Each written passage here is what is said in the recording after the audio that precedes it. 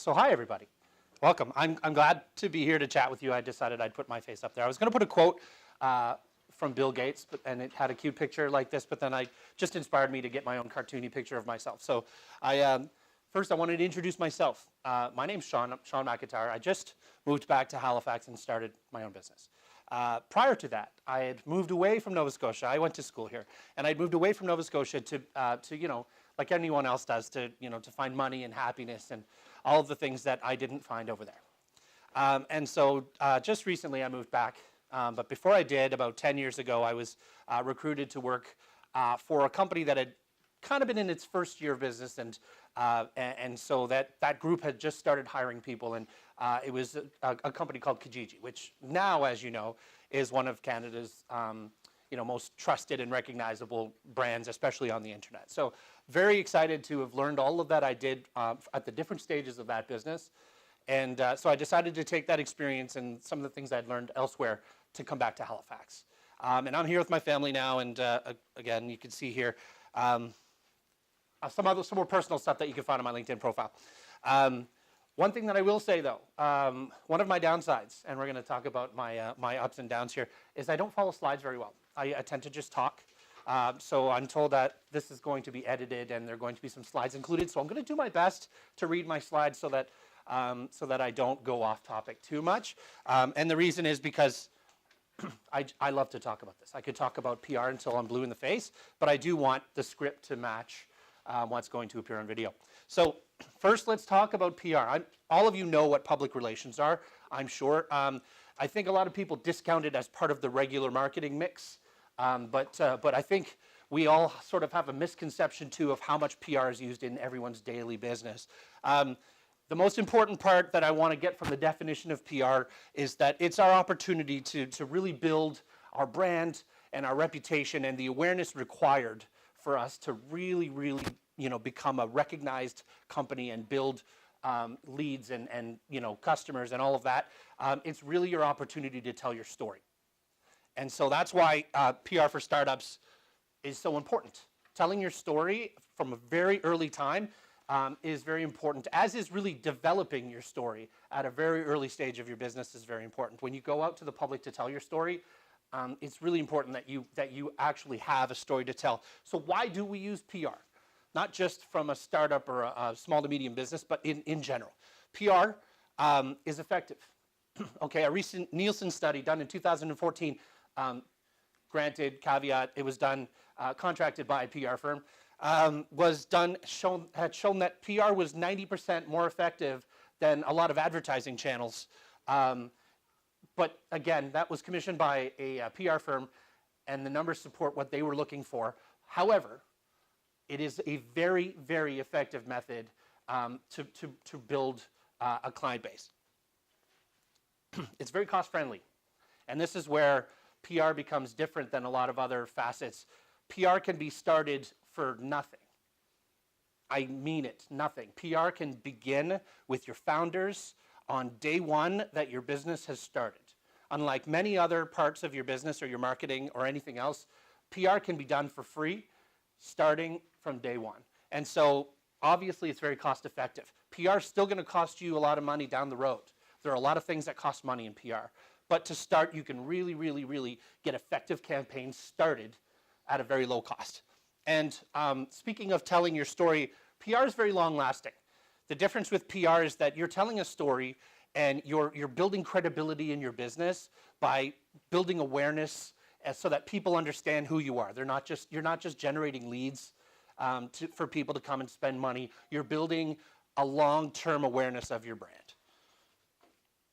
So, and I should advocate before this, just to clarify, I'm pitting PR versus other services, but my goal here today is to make this speech about a love song for PR, not about down-talking advertising, which I've chosen to throw under the bus here. Every single part of your marketing mix is going to be important for different parts of your business. So although I'm comparing one to the other, I'm not down-talking any other part of the marketing mix. It's important that you remember that because I'm just here to preach the sermon for PR. However, advertising is great for driving customers to your product. It's great for lead gen. It's great for getting new customers. It's great for building awareness for your company. The downside is that it's, you have a very short message that you can convey, and advertising is very costly. There really are not that many inexpensive advertising options. Unlike PR, you get to tell your story. You get to control the narrative a little better. You get to add credibility. And I'll give an example. Advertising, when I go to the internet and I see a banner or I see a headline and I know that it's advertising and I click on it, I know that it's advertising. So my trust is already lower than it should be. However, if I get that same headline from a trusted source, a news website, a friend sharing information, the credibility of that message, your trust factor is significantly higher already. And while it may not drive as many clicks or as many hits or as many leads, they're better leads because the trust level is much higher. And of course, it's significantly less costly because good advertising is expensive. So you've decided that PR is important to your company.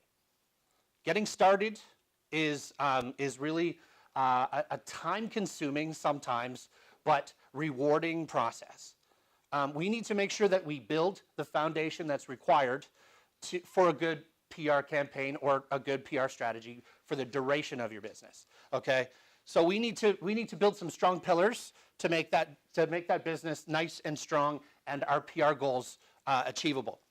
First, we need a strong story. I've mentioned this before. It's not just about taking a pad and paper and saying, once upon a time there was a business. It's about deciding what your business's core values are, what you as a business stand for, what product you provide, and why a customer should use your product or service and not another.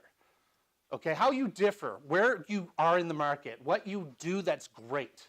That is your story, and you need to establish that before you go to market with anything. You know this if you're getting into marketing, and it's no different with communications or PR. You need to make sure your story is ready. Now, this term, an emergency exit, is really maybe a little harsher than it should be. However, anytime you're going to the public with a story, you need to make sure that that story is covered on all ends. Meaning, if your product or your service brings up a question that you weren't prepared for, a crisis plan is very important to plan how you're going to answer those questions. Okay? Or worse still, if something bad were to happen. Okay? PR is important. The reactive side of PR is very, very important. And preparation, building these pillars before you go out to market, is a very, very important factor of your business. Because if something does go wrong, if you have a data leak, or you have, someone in your company dies, something that's going to create media for your company, you need to be prepared for that. And even if you're one person in your home office, you need to know exactly what it is that you would say to someone if they approached you in the street and you said, hey, I have this cool business. And they say, well, why does your business do this? Or why are there no, are you going to hire women at your business? Like, how does that work? You need to be ready to position your business in a positive light all the time, not just proactively, but reactively.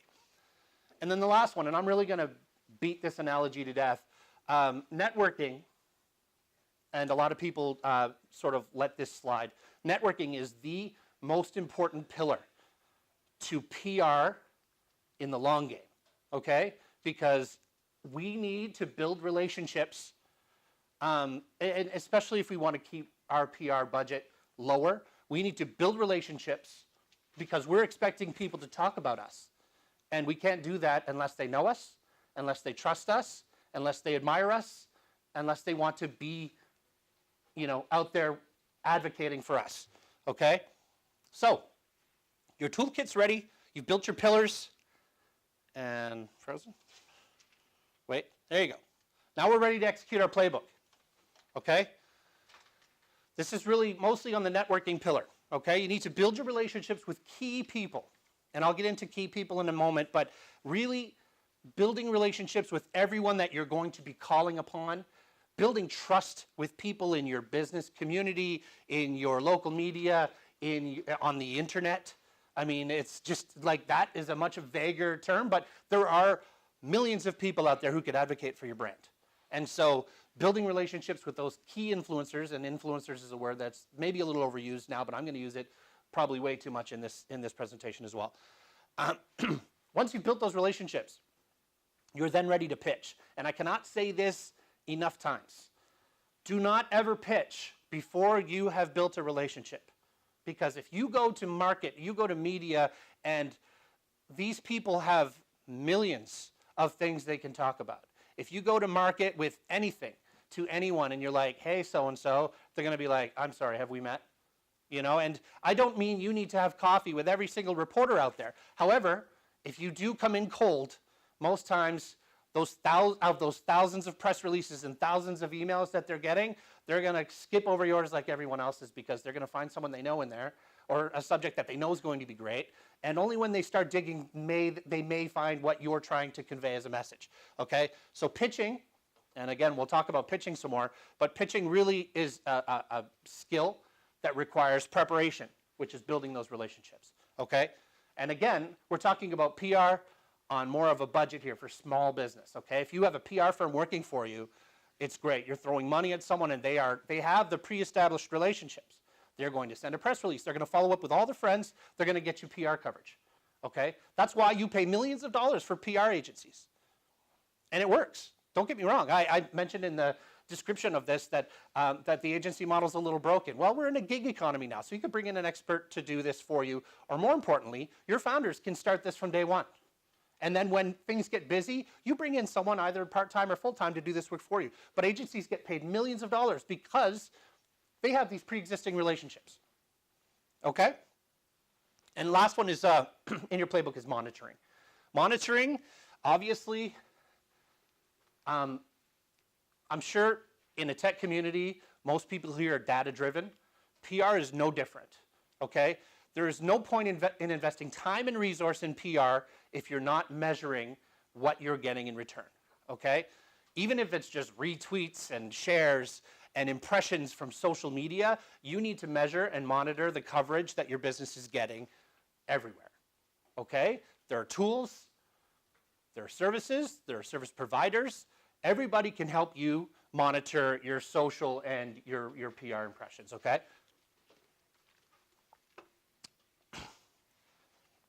There's a real delay on this clicker. Here we go. Now, engagement, that's another buzzword. Who do we engage? All right?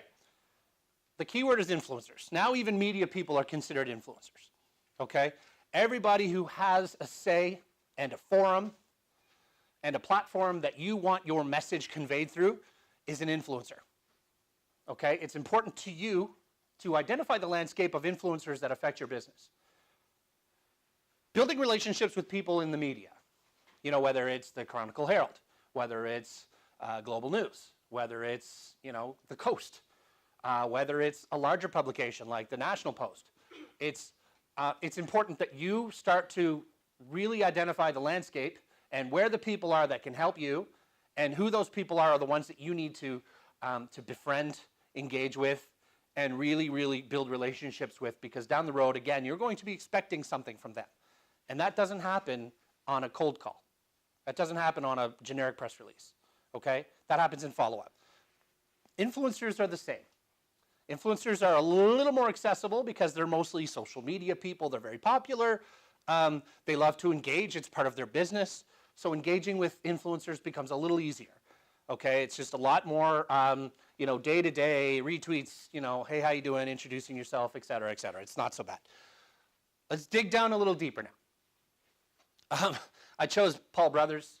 If you guys don't know who he is, he's from Global TV here in Halifax. And I know him personally, so I thought I'd show him a little love. But influence, as I kind of breached upon here, media has very specific influence for the traditional media outlets. Newspaper, radio, TV, you know, web publications. Then there's the other medias. And those other medias aren't really the other medias when you're talking about the tech communities. These are really your medias. Okay, I say the other media, but tech bloggers and influencers and people who are speaking all over the country about tech, you know, startups, products, services, the Amber Macs of the world are the ones, and I'm choosing someone that I know personally here to show them some love. They're the people who you can engage with quite easily. As I said, they're far more accessible because they're really an online-based business. They travel the world to do what I'm doing right now, but they also they spend the rest of their time engaging through their social channels, okay? But getting yourself on the map with someone like Amber Mack, as an example, is as simple as following her on Twitter, introducing yourself through a message. If you want to wait and be a little less cold about it, you could just follow her for a while. You know you're starting a business. Start to follow people who are involved in that business and see, you really want to monitor the trends and the buzz, everything that's going on in your business. You could do that by following people who are influencing your business. And so by following them and by engaging, retweets, comments here and there, you're getting on their radar. And I know it seems fairly minor because they have tens of thousands, sometimes hundreds of thousands, but even if you're not getting followed back, you're still getting a little bit of attention every time you like or retweet something. And I'm not saying you need to be a super fan and retweet every single person with every single cool thing to say. It's just you need to pick some very specific people in your business and find creative ways to engage with them. Get on their radar, okay? These are cost-effective ways to get in the good books of the people that matter. And the last one is, again, 2 and 3 kind of mesh in this presentation because your industry is mostly tech. But still, any industry-focused publication, journalists, bloggers even, just people who are fans of technology, whatever it is, in your industry, there are key players. Educate yourself on the landscape, do your research, start that relationship build. Now, you've built a relationship. You're friends with people. You're kind of known, but not really. Now we're talking about a pitch, okay? Now, a pitch to some people in PR, a lot of people assume that that's a press release. And yes, there should always be a press release, but the press release isn't really the way a small business is going to get the type of impressions that they need. Because a small business or a startup is going to send a press release and they're going to go, that's great, but unless you have some really compelling data in that press release, like we just saved 10,000 people with this product, someone's going to go, oh my God, that's amazing. We need to talk about this. If you're just talking about your product, it's going to be a little more difficult to get the impressions you need, okay? The follow-up is going to be long and arduous, and you're going to see very few impressions, okay? So a customized pitch is the right way to go with a small group, okay, with a small team. If your founders are by themselves and you want to get something out there, even if it's local, all those people that you've built relationships with now can now get a custom pitch, okay? You can say, hey, remember me? I introduced myself a few months ago. I have this cool product that we're launching this week. Here's what it is. I was thinking, suggestion about a cool little piece of news, you know? And again, PR is fairly arduous. There's a lot of follow-up. But even if they say no, if they read your email and said no, again, you're on their radar, okay? And PR is, hit or miss. It's a lot of work. However, cost-effective. Building relationships and hitting those people up for some media juice, okay? Once you get some, even if it's a little hit on social, a little bit of social love, you will get something out of the people that you build relationships with. And in this community, for example, in Halifax, not saying it's slow news here, but people love local business. People love to hear from us, and they embrace people contacting them from here instead of the Kijijis of the world saying, hey, I got a regional pitch, but I'm not sending you anything regional at all, but talk about Toronto business in Halifax, would you? They do, but there's a lot of space in the media here to support local business. And so we need to embrace that by becoming friends with everyone and making sure that we treat them like partners, okay? Engaging media and influencers locally and telling them, hey, listen, I've got this great product. It goes well with the people that follow you. If you want to talk about it, that's cool. And the influencer game has become a money game as well. So influencers know they can get money now. But again, spending money on an influencer to say something about your product is still far more cost-effective than paying for a large-scale advertising campaign and very, very targeted, okay? So anyone in advertising will tell you that if you can hit 1,000 people that are exactly the type of people you want to hit with a campaign, it's far more effective than hitting 15,000 and hoping that they, are into what you're selling. Okay, so the pitch is important. The great thing about customized pitches is that we can go with multiple pitches.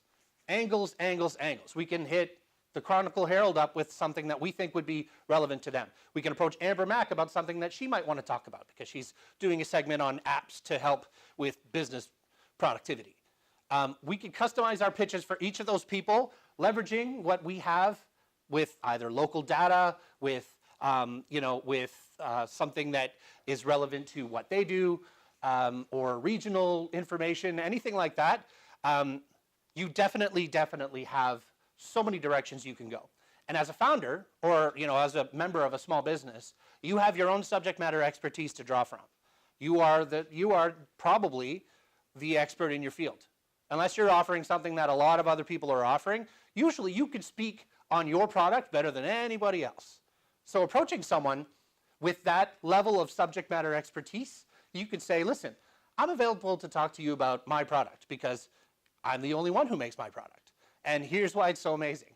And approaching each member of the media like you are, in fact, a subject matter expertise. A lot of people will tell you that Business IQ is one of the easiest ways to pitch your business because a small business or a startup isn't about, the company. It's about the product, and it's about the person who created the product, or it's about the service, or the service provider. So you can sell your product, but you can also sell your founders and your members because they are all very intelligent people. If you have a great product, someone came up with the idea for a great product. Okay, so selling your people is as important as selling your product because you have, again, you're engaging, and your product isn't what's engaging with media and influencers, it's you. So you're the subject matter expert, so you can pitch that as well. Again, that's just another customized pitch idea. And again, you really want to treat everybody like a partner when you're a startup because they're excited to see you grow. And if you're offering them something exclusive or something different that no one else is going to be reporting on, if I send a press release, 15 people may pick it up and report the exact same story. Whereas if I approach someone with a customized pitch and I say, you should report on this specific story, and here's why it caters to your audience specifically, they'll appreciate that. Whereas generic press release that goes out is really going to be the same as everybody else, which often when people are kind of just throwing news onto their newspaper or onto their website, that works, you're going to get coverage. But if you're a small business and you're struggling to get coverage, customizing your pitch will get you snuck in the back door sometimes. Now, when to pay. I mentioned earlier that large-scale PR campaigns cost money. We know that. When you have a product that's now ready to launch nationally and you have, a really big story to tell, building relationships in every city across Canada with every media outlet across Canada and every tech blogger in the world is going to be difficult, okay? So we need to sort of, there's the whole argument of in-house versus consultant or gig person versus full-time person. What you need to focus on is keeping your resources for things that are very, very, very specific, such as large-scale press releases. Like sometimes coverage monitoring. If you're getting a lot of press, it's very time-consuming to bring that coverage to a documentation and start to make data-driven decisions if there's actually a lot to talk about. So they have tools for that. I'm not specifically saying hire someone, but there are great tools out there. Not all of them are free. And so sometimes tools are going to cost you money. Like I said, large-scale campaigns, very important because, agencies have all of the contacts. They have memberships with the newswires. They have all of the things that are going to cost you a significant amount of money and resource and time that you can't do yourself. That's when you want to look at maybe investing some money in an agency, a professional, consultant, or even just another person part-time or full-time in-house. Okay? And then the last one, crisis planning. If you're a business that has any higher level of risk at all, whether it's large amount of customer data, financial information, anything, you want to consider a very elaborate crisis management plan because you have a lot to worry about. Okay, that's when a professional comes in because there's a lot of different factors. And when your team grows, you want to make sure that everybody's on the same page. So crisis management can be done in-house, very small when you're just founders and you're a few other people. But as your business grows, you want to make sure that all your ducks are in a row. And crisis planning and management is very important, and I highly recommend professionals for that because there's a lot of ramifications if you screw it up, pardon the expression. Okay, it's a big deal. Now, before I say thank you, again, I would never advocate for one type of marketing or communications or PR over another. I think what I want to preach today is that a lot of people overlook PR as a part of their day-to-day routine. And social media doesn't always seem like PR, but building those relationships with people who are going to help you with your PR should be part of your social media campaigns, should be part of your social media strategy. Your content should reflect your message. All of the things that you're going to your story that you're telling, the content that you create as part of your social media strategy should line up with that, okay? Your communication plan, which is where you get all of the information for your content plan, should all roll up to your PR plan, okay? How you're going to engage people when all of this story that you're telling through content, marketing, advertising, engaging, when that finally reaches the world and they want to hear about it, you need to have your story ready to tell. And so telling a compelling story is going to be the most important part of your business when it blows up.